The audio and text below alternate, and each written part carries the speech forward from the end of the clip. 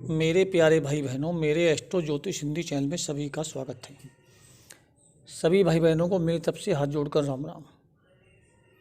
और सभी भाई बहनों से मेरी विनती है कि मेरे चैनल को सब्सक्राइब करें। यदि वीडियो पसंद है तो लाइक करें, शेयर करें। किसी भाई बहन को अपनी कुंडली के बारे में जानकारी लेनी है तो कमेंट बॉक्स में कमेंट करें, आपको फ्री जानकारी दी जाएगी। आज मैं सरकारी नौकरी के विषय पे बात करना चाह रहा हूँ कि आपकी कुंडली में सरकारी नौकरी के योग कब बनते हैं, कब नहीं बनते हैं, और यदि ये योग हैं कुंडली में तो आपको सरकारी नौकरी 100% लगने के चांस बन जाते हैं। देखिए, पहले मैं आपको ये बताता हूँ कि सरकारी नौकरी में कौन कौन से ग्रह प्रबल होने चाहिए जो आपको सरकारी नौकरी का योग बने। देखिए, सूर्य सत्ता का कारक है, सूर्य का प्रबल होना बहुत जरूरी है। चंद्रमा गुरु का प्रबल होना बहुत जरूरी है। मंगल का प्रबल होना बहुत जरूरी है। और यदि राजनीति है तो राहु का और शनि का प्रबल होना जरूरी है। परंतु कभी कभी उच्च का राहु और उच्च का शनि भी सरकारी नौकरी दिलाने में सहायक होता है। सबसे जो ज़्यादा कारक है वो सूर्य और मंगल हैं, जो सरकारी नौकरी दिलाने में सबसे बड़े सहायक होते हैं। देखिए,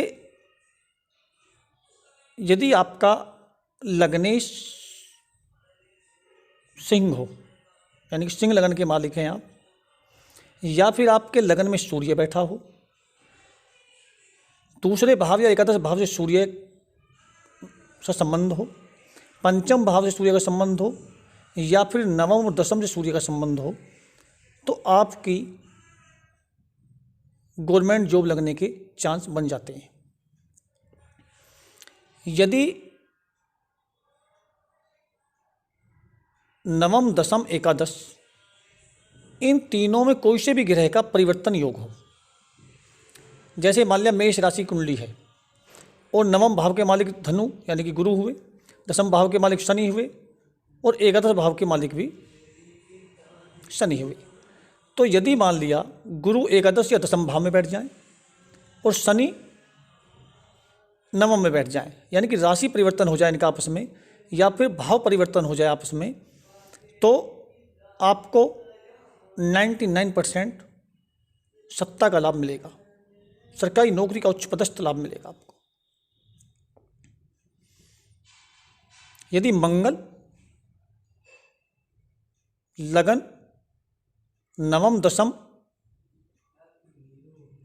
खास तौर से दसम भाव से संबंध बना जाए तो आपको सरकारी नौकरी बनने के 90% चांस बन जाते हैं। या फिर उसी प्रकार से नवम, दसम, एकादश का मंगल परिवर्तन कर ले आपस में राशि से, तो 100 के 100% सरकारी नौकरी आपको मिलेगी।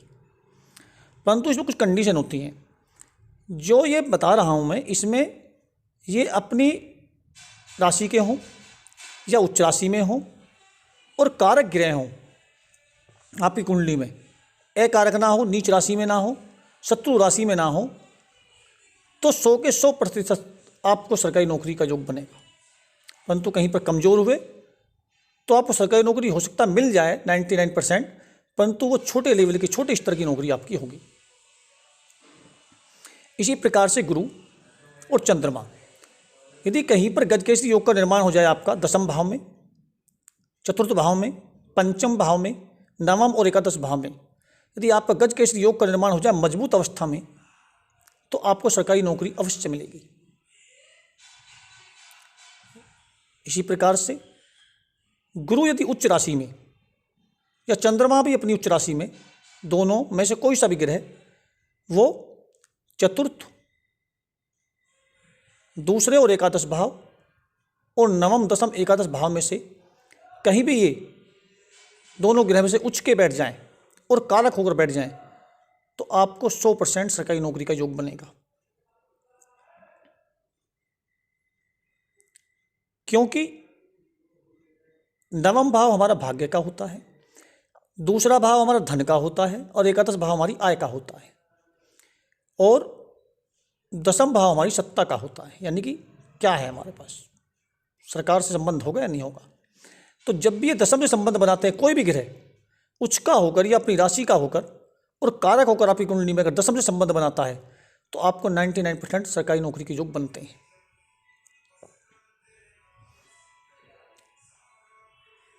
यानी कि सत्ता से आपको लाभ मिलेगा।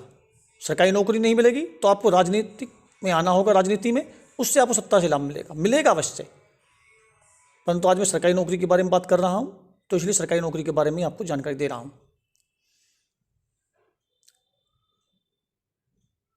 अब कुछों में क्या होता है कुंडलियों में, जैसे आपकी कुंडली में मंगल भी योग कारक ग्रह है और सूर्य भी योग कारक ग्रह है। जैसे यार मान लिया आपकी कुंडली में सिंह लगन की कुंडली है तो आपकी कुंडली में चतुर्थ और नवम भाव का मालिक मंगल है। मान लिया आपका नवम भाव का मालिक मंगल और चतुर्थ भाव का मालिक आपकी उच्च राशि या अपनी राशि में बैठकर नवम दशम एकादश संबंध बना रहा है, और सूर्य जो है वो आपकी या तो नीच राशि में चले गया है या छठे अष्टम द्वादश भाव से संबंध बना रहा है। तो यानी कि आपकी सरकारी नौकरी के योग आपकी कुंडली में कम हो जाएगा, कमजोर पड़ जाएगा। हो सकता है कि सरकारी नौकरी आपको मिल जाए लेकिन उच्च स्तर की नहीं मिल पाएगी, मिलेगी तो बड़ी संघर्ष के साथ मिलेगी। इसलिए सूर्य मंगल का प्रबल होना बहुत जरूरी होता है।